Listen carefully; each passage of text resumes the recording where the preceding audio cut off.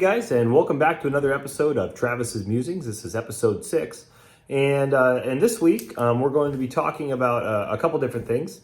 Namely, in the first half of the video, I'm going to jump right into kind of talking about my strategy in January and kind of how we've done and where we're going from here. In addition to that, we're going to touch on some basic items that have kind of come up from the forums the Facebook group, and just so we can continue to self-police. The Facebook group is growing by leaps and bounds every single day. I think we've cleared 13,000 members. And as we continue to get more people, we will continue to run into some small problems and whatnot. Before we get too far into everything, make sure if you guys have not hit the subscribe button down below, make sure you guys hit that. That way, and subscribe to the TSP.Calc YouTube channel. That way you are never going to miss a video here from either myself, Matt, or somebody else in the future. And in addition to that, we do like to remind everybody that myself, nor Matt, nor any of the other admins associated with TSP.Calc or the Seasonal Strategies Facebook page are financial advisors. We're not fiduciaries. We're just regular guys that work for the government that have come across and found a passion in the stock market and retirement and financial independence and education. And really, at the end of the day, that's what we're here to do, is to help educate people to make their own decisions and hopefully become more self-aware with their own retirement. So that being said, before we jump into 2020 so far, I want to remind everybody to please try and self-police yourself on the forums when it comes to politics. This is an election year. And yes, we do understand that politics do play a role when it comes to the stock market. We see that every single time a tweet happens to come across that may negatively or positively, in fact, affect the stock market, we see the reaction to that. And we are not blind to that, but at the same time, we want to make sure we avoid inflammatory remarks. We want to avoid news articles that come from questionable sources. I mean, you guys know the drill. This is not a group where we want to foster political resentment from one side or the other. There are enough places on the internet that spew that kind of information from both sides of the aisle and right down the middle. And we just don't want to participate in that. We've got a variety of members, and I can guarantee you we have a variety of political tendencies and beliefs within our group. So let's try to keep it clean. Let's try to self-police. The second item that has come up repeatedly, and in fact, it seems to have come in waves recently, is the issue with non-paying TSP.Calc members. And I want to make clear, and Matt has tried to make clear as well, that is okay. Matt created this not necessarily as a way to, or as a path to financial independence. He is a little bit altruistic in nature in the fact that he wanted this information available. He wanted this tool to be available to the public at large. And so the calculator will always be free. It always has been free. It will always be free. The premium features, of course, are super useful, and they're really cheap in comparison. I think for $20 a year, you get text alerts, color calendars, trading day comparison, etc. And the tool itself is by far more valuable than that. And so I think it's pretty awesome. Matt is significantly more altruistic than even myself. But I think that's a really great trait. And when we've had a couple people come on to the Facebook group, and they have made some comments like, if you're not paying the $20 membership, you shouldn't be here, or we shouldn't be helping these people out by posting when we're moving on the group, etc. And that's really, we want to move away from that. That is not the mindset that Matt is trying to foster, nor is it the mindset that the admins are trying to foster. Anybody with a couple of minutes in a calendar who can count up to 30 or 22, I guess there's only 22 trading days in most months, can figure out what day they trade if they really want to. And so, and Matt built it that way.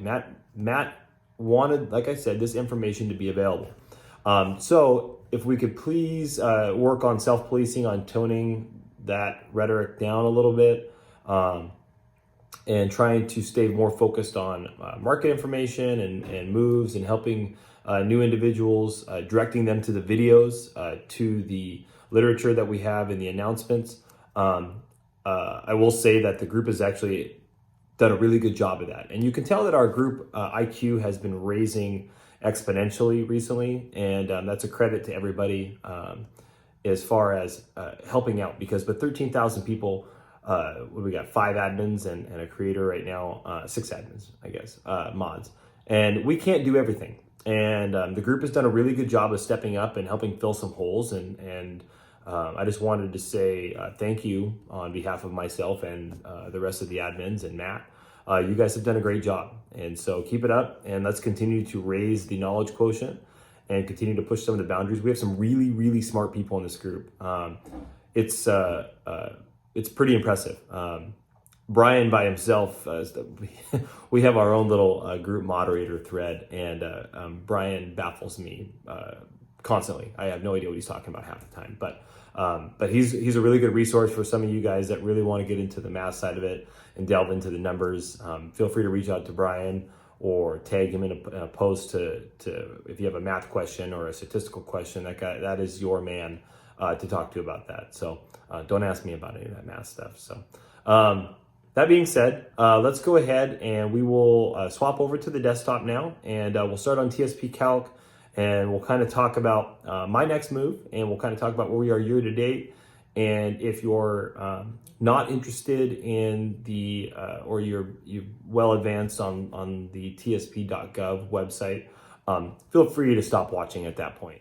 All right, so you can see I've got a variety of strategies pulled up. I've got all 4 of the admin strategies for the beer bet, along with the CNS funds and 93-286. 93-286 is nothing more than a strategy that I grabbed one of my old ones and tweaked it in order to basically start the year in G fund and then roll to the S fund on January 17th in order to show how the S fund behaves the back half of January, which is what we're rolling into. Most strategies have gone into the S fund at this point, sometime during the week. And most of us have already seen a pretty good hit. We had that nice day, the 1.11%, followed by a little pullback yesterday, no big deal. And while we're kind of looking here, let's go ahead and address the elephant in the room, is that yes, I am getting beat across the board by all of the admins and the index funds, but we're only 17, 18 days into January right now, and we have a lot of time left. That being said, I do want to kind of point out that Matt is in the lead, and as I've stated previously, this strategy did not get a ton of press, but it's pretty low stress for a lot of people who are maybe buy and holders at heart and are taking a gander at seasonal strategies. I think this is a really good strategy for you. It's 100% equities, and so it's you could call it a hybridized seasonal buy and hold, where it tries to take advantage of a fund's historical strong points of the year. And historically, it's beaten buy and hold by 4 to 5%. And that's pretty spectacular when you compound that over a long time. I mean, its compounded return is 852 versus 363. That's stellar. Of course, it's not as flashy as the 30% returns, but I think it's a little more realistic and certainly less risky when you're looking at that. So let's kind of take a look here at what we got looking ahead. So again, the mean for this, which is the last 2 weeks of January in the S fund, shows 0.97%, which is pretty amazing when you consider that the S fund, I should note, you do need to minus out this 0.09. So it's actually 0.88% for January for the remainder. When you take a look at the S fund, its average January is 0.96. And so really what that says is historically the S fund has had its biggest gains in the back half of the month. So let's kind of roll back on over here to my strategy. And you can see here for Team Travis, we're at 1.70% year to date. And what's kind of cool is we've already hit our monthly average. So while we are getting beat by the other strategies right now, we're doing really well. We're right on pace for our year. And hopefully we can get another, hit at least the average the remainder of the month, 0.88, which should put us close to 3% for January.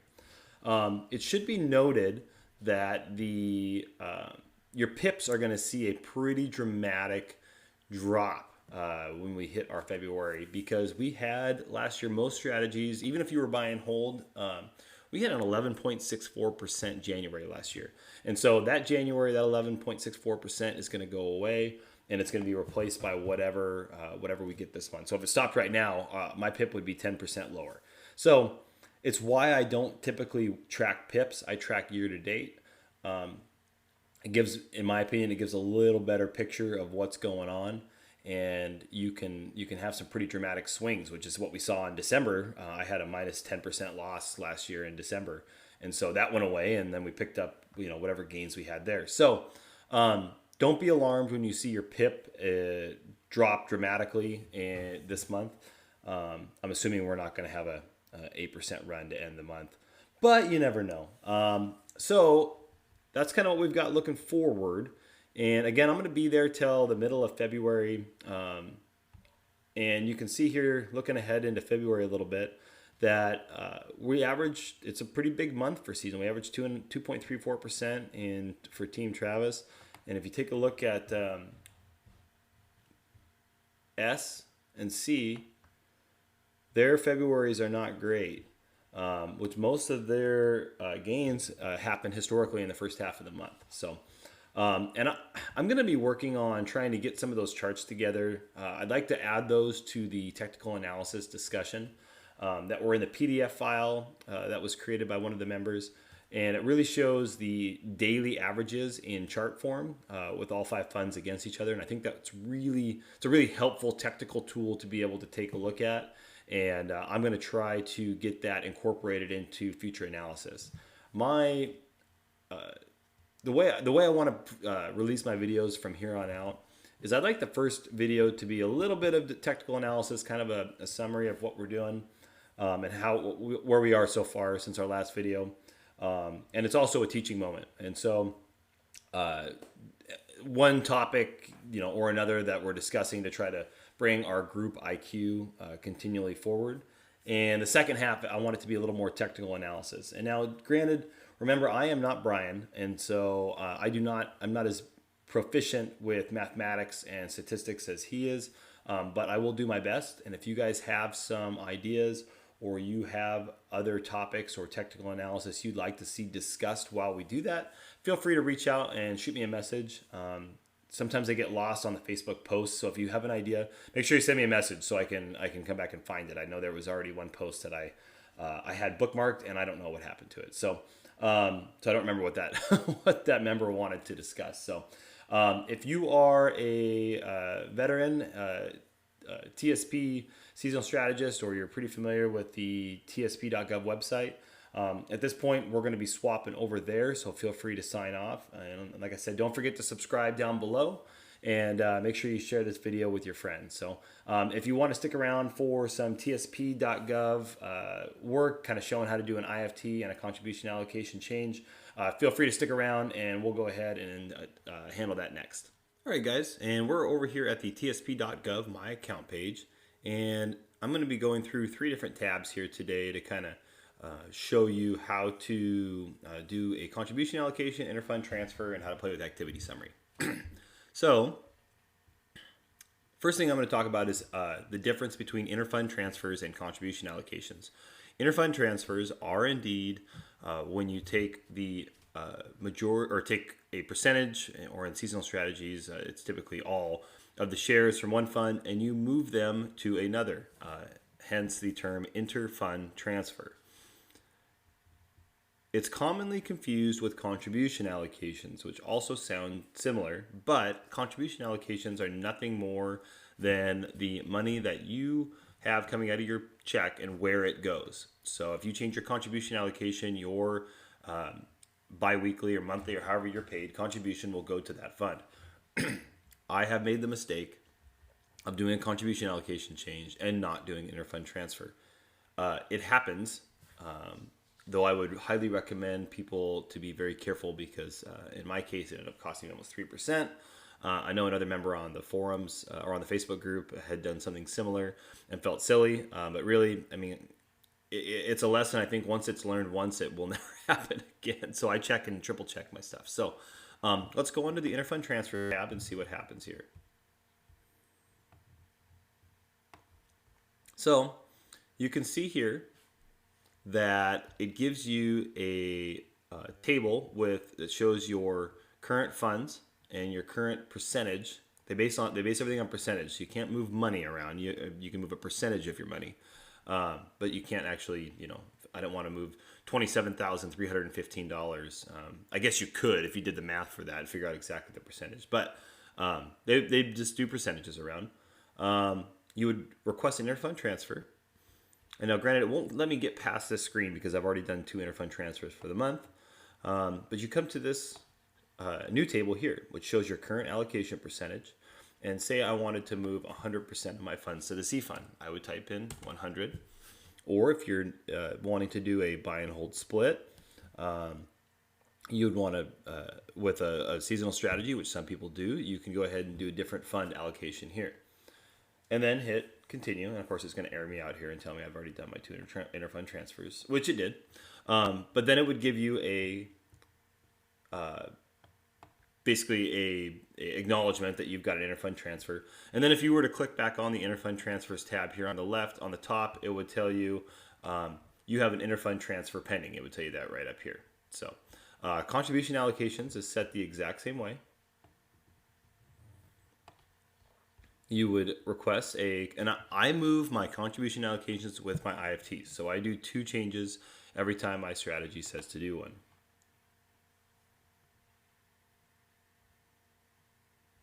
Let's see, there we go. And you can see here, exactly the same as it was before, and you can move your contribution allocation just like you could with an IFT. So it's that easy. That's how easy it is to do an IFT or a contribution allocation change. But that question still comes up. And so I think it's important that we make sure that we address some of those basic questions, and that way we can move forward with learning some of the more advanced stuff. Hey guys, thanks for watching. That wraps up another episode of Travis's Musings. Make sure you guys hit the subscribe button down below and share this video and the TSP Calc page and Facebook group with your friends, families, and federal colleagues. And if you guys have any other additional stuff that you want to see in the videos, make sure you guys send me a message on Facebook, or you can drop a comment down below. And we'll catch you guys next time.